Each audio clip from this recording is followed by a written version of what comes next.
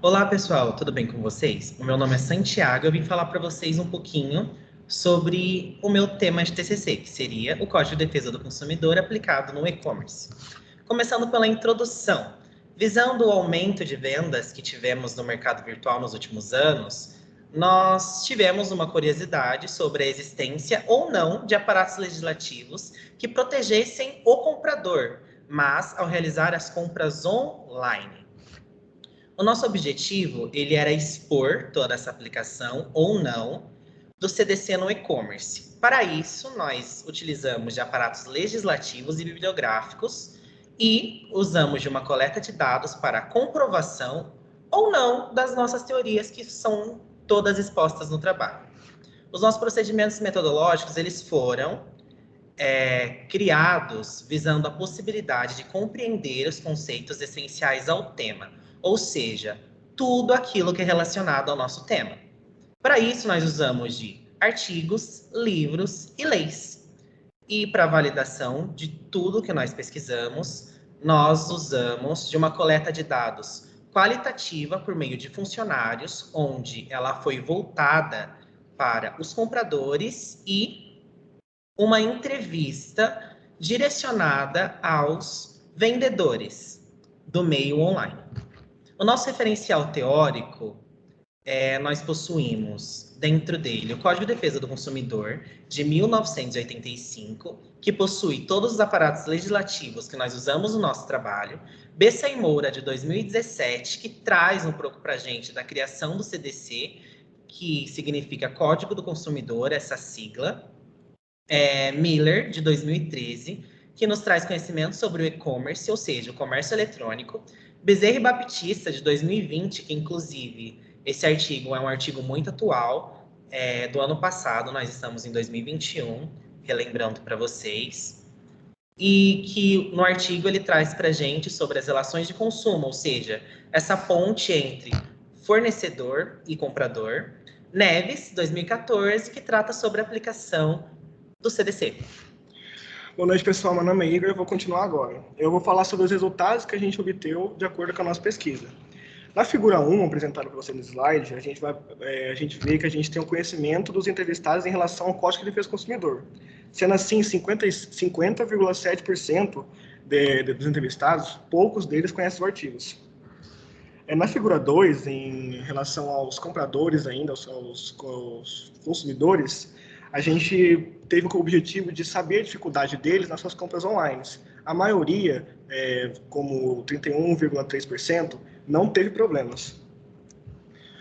Ainda, em relação aos consumidores, na figura 3, a gente teve o objetivo de saber que tipo de meios de resolução eles utilizavam para resolver os seus problemas. A maioria diz que consultaria o Código de Defesa do Consumidor, sendo 56,7% dos entrevistados.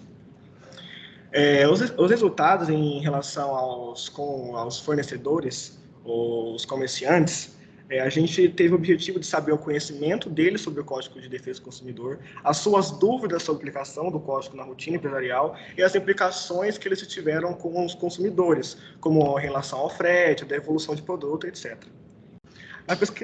Na perspectiva prática, a gente tinha o objetivo de fornecer o conhecimento quanto ao Código de Defesa do Consumidor e mostrar a demonstração dele na prática. As considerações finais do nosso trabalho mostrar a importância do CDC e a sua aplicação no e-commerce em relação à pandemia que teve aí, né? O CDC ele é uma ferramenta muito eficiente para a proteção do consumidor, porém ele nem é sempre compreendido, as pessoas, né, os consumidores, os fornecedores não entendem ele muito bem. Assim, futuramente, né, pode ser realizada novas pesquisas quanto ao aparato legislativo em relação ao mercado. Essas foram a referência utilizada no nosso trabalho, sendo Bezerra, Batista, o Ministério da Justiça, Miller e o Neves. É isso, pessoal. Muito obrigado pela atenção de vocês. Espero que vocês tenham gostado. E todos os artigos, no caso, o nosso trabalho, inclusive os nossos colegas, eles estarão disponíveis no site da ETEC. Muito obrigado pela atenção e tchau, tchau. Boa noite. Vamos iniciar agora a apresentação do nosso TCC, que tem o tema Os Desafios das Pequenas e Médias Empresas de Palmital pós-pandemia. Esse trabalho foi realizado pelo Daniel Ricardo Mar, Fábulo Fernando de Souza, que sou eu, Luiz Antônio Ferreira e Nicole Vieira do Prado. Iremos iniciar, então, pela introdução. A pandemia causada pelo coronavírus levou o mundo a vivenciar uma das maiores crises com imenso impacto econômico, social e político. Esta pesquisa tem o compromisso de contribuir para uma análise dos impactos econômicos nas empresas do município de Palmital. O que seria um novo normal? O que esse novo normal vai exigir e quais são esses hábitos? O objetivo geral é analisar e identificar os impactos gerados pela crise e os objetivos específicos trazem apresentar uma discussão teórica em diferentes visões, levantar dados por meio de pesquisas de campo, elaborar um diagnóstico para tomar as melhores decisões, identificar quais os melhores caminhos e sugerir algumas propostas e ações. Sobre os procedimentos metodológicos, o nosso trabalho fez uma parceria com o Sindicato do Comércio, que é o Sincomércio, e as empresas do município de Palmital. Trabalhamos sobre 2 métodos. O primeiro método foi enviar um link pela plataforma Google Forms e também responder o questionário presencial, tá bom? E sobre o questionário, nós tivemos 11 questões e essas questões foram de múltipla escolha. Sobre o referencial teórico, o novo normal tenha se tornado um assunto frequente. Pensar nesse novo mundo para as empresas serão conceitos básicos abordados pelos principais autores e especialistas no tema, dos quais é possível destacar. Destacamos o Mário Negrisoli, 2020, Simão Sinek, 2018, Oliver Kamakura, 2021 e Ana Luísa Santos, 2020.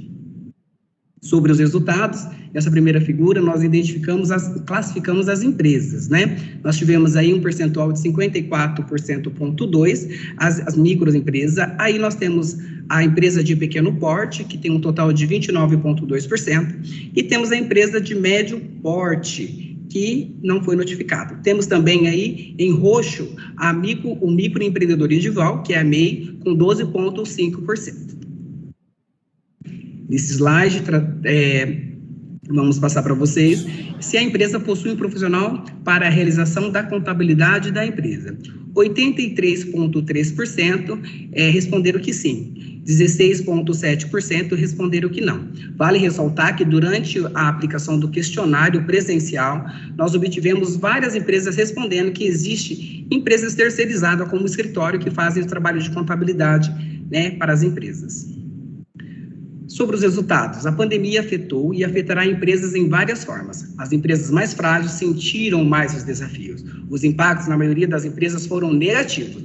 Destacam-se a queda do faturamento, mudança na forma de funcionamento, demissão ou afastamento de funcionários e redução da jornada de trabalho. Para algumas empresas, o impacto foi positivo. Pois bem, aumentar os canais de atendimento, alcançar uma maior visibilidade nas redes sociais e houve também aumento no faturamento.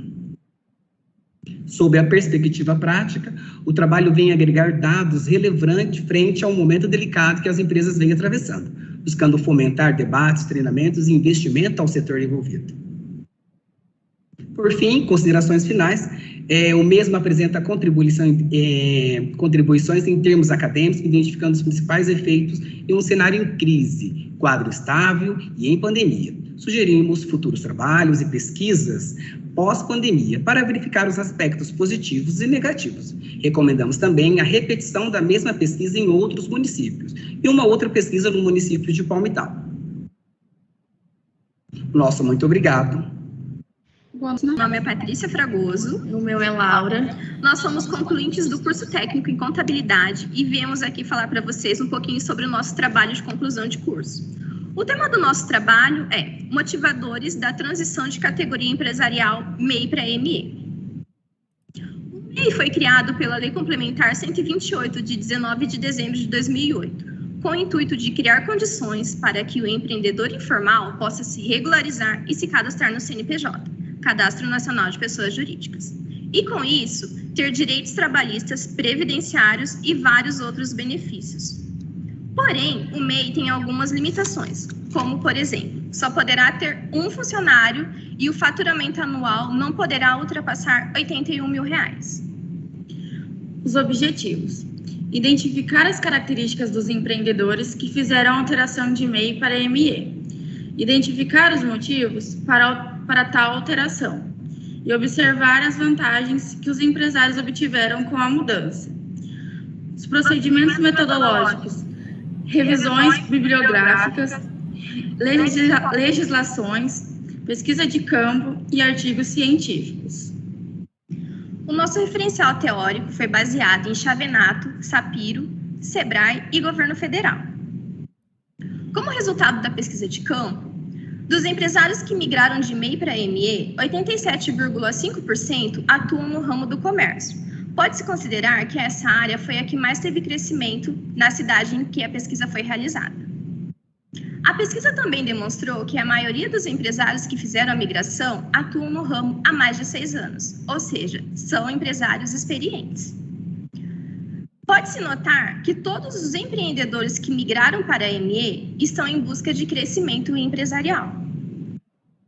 Buscamos demonstrar, por meio deste trabalho, como proceder com o crescimento de um microempreendedor individual, podendo demonstrar quais caminhos o cidadão poderá seguir para continuar obtendo sucesso com o seu ramo empresarial.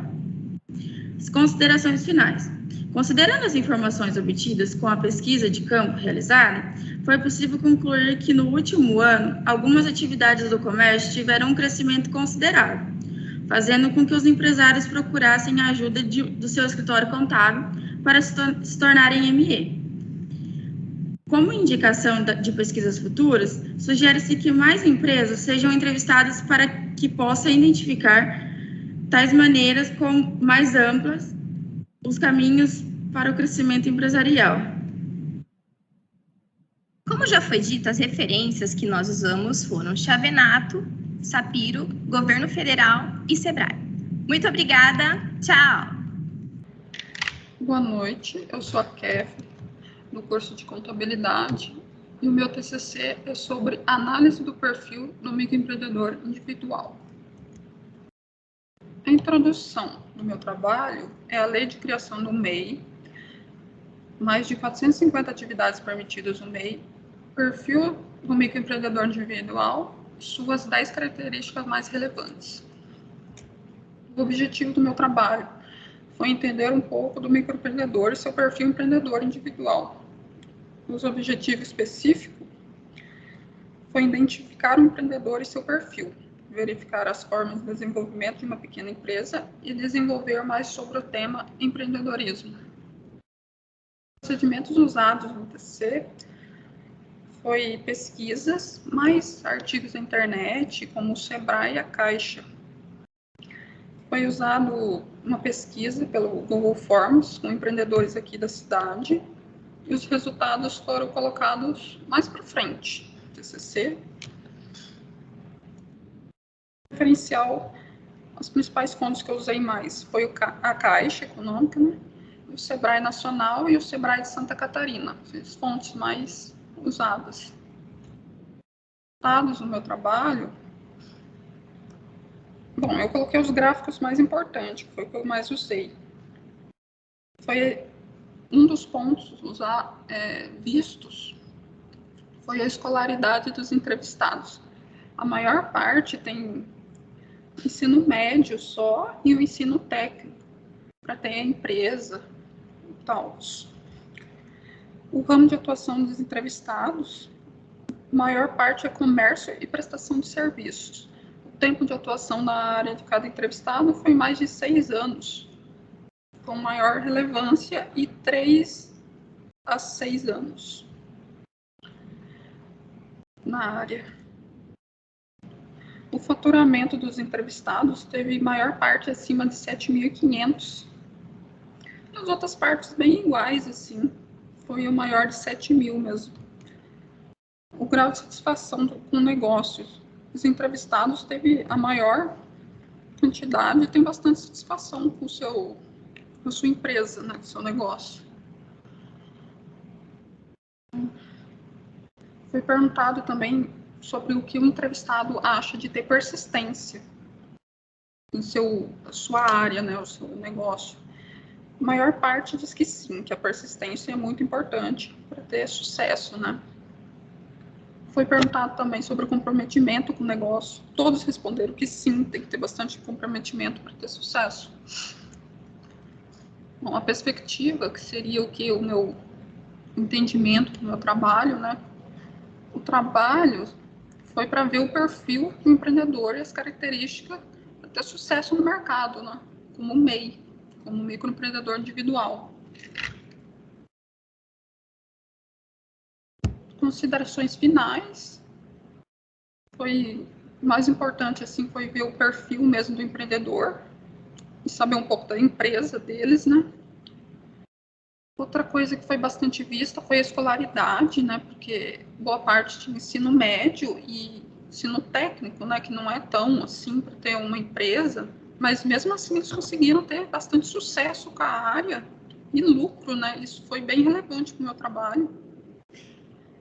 O faturamento, né? O rendimento deles foi também bem importante. Eu concluí, né, que os empreendedores entrevistados têm experiência no negócio, mesmo tendo um nível de escolaridade específico, também tendo sucesso e um bom perfil profissional para o empreendedor. Bom, os empreendedores que eu entrevistei aqui de Palmital são empreendedores de sucesso, sim, de acordo com o meu trabalho, né? São as referências do trabalho que foi usado. Usei bastante a Caixa, o Nubank também, o Sebrae.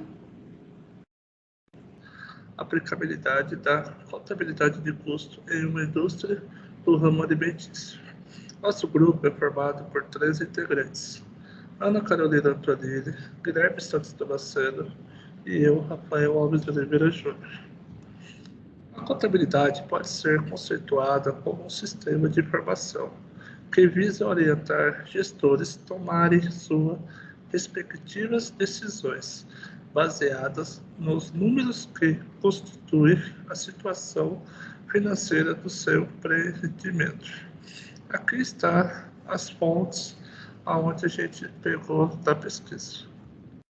O objetivo geral do presente trabalho é verificar a contabilidade de custos utilizada em uma fábrica de doces, com a finalidade de reduzir custos da produção e assim fazer a formação de preços de venda dos produtos. Já os objetivos específicos são realizar o levantamento do custo da empresa, expor os tipos de custeio, explicar a importância da gestão dos custos da empresa. A principal metodologia a ser utilizada é o estudo de casos em uma indústria alimentícia. É um método de pesquisa que utiliza dados qualitativos coletados na empresa, foram utilizados como base de coletas, formulários eletrônicos, pesquisa descritiva sobre a produção de doces, pesquisa qualitativa com as informações de custo da empresa. A contabilidade de custo existe desde os tempos mais remotos, onde ainda surgiu as relações de troca, onde atualmente pode ser caracterizado como sendo uma ferramenta do gestor responsável pela prestação de contas sobre o seu patrimônio. Tais informações geradas a partir do desenvolvimento da contabilidade de custos são de suma importância para a tomada de decisões pelo gestor, visando assim a geração dos resultados positivos para a empresa. Aqui está as fontes onde foi coletado. Através desse trabalho, percebemos o quanto é importante a contabilidade de custos para a organização, pois é através dela que o gestor poderá decidir qual será o melhor caminho a trilhar para gerar resultados positivos e assim conseguirmos alcançar metas e objetivos. De acordo com a análise dos resultados, pode-se constatar que a empresa possui um bom baseamento contábil para sua atuação, haja visto o tamanho da sua produção e uma boa porcentagem de composição do custo do produto, no que tange a mão de obra e os custos indiretos, e a empresa optou pela Simples Nacional, pois reduz a carga tributária, unificar o pagamento de um único tributo que inicia das receitas brutas. Agora eu vou passar a palavra para o Guilherme. Boa noite, meu nome é Guilherme. Eu vou explicar para vocês como foi realizado esse trabalho. Esse trabalho foi realizado com um estudo de caso de uma empresa que é atuante aqui na cidade, de uma fábrica de doces, onde podemos perceber o quê? Que através dessa pesquisa conseguimos identificar que 30% do custo do produto é relativo à mão de obra e 20% dos custos indiretos é 20%, como o uso de água e energia. A empresa também utiliza como regime tributário o Simples Nacional, pois ele reduz a carga tributária e unifica o pagamento do único produto, que é incidente na receita bruta. O produto que é o carro-chefe de venda dentro da empresa é a paçoca, porque ela vem de vários estados aqui na nossa região. E também, essa empresa, ela tem uma consultoria que ajuda ela nos processos de dia a dia. Em questão do time de venda, ela possui um ticket médio bem alto considerado que foi levantado na empresa, porque é realizado através de orçamento dos seus clientes, visto o que pode ser melhorado, assim fechar a venda do produto. E optamos fazer esse trabalho também para verificar a importância da contabilidade de custo dentro dessa empresa e o quanto que ela traz resultados positivos para a organização.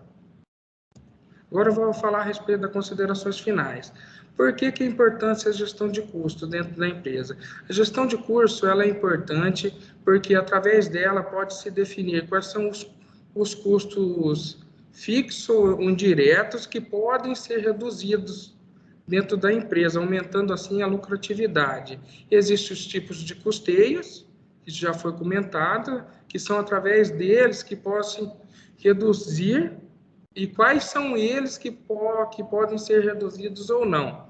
Igual como eu falei anteriormente, foi optado pelo Simples Nacional e esperamos que através desse trabalho nós possamos, os profissionais da contabilidade, pode desenvolver até mais o trabalho, falando da importância da contabilidade de custo dentro da empresa e o quanto de resultado ela pode trazer.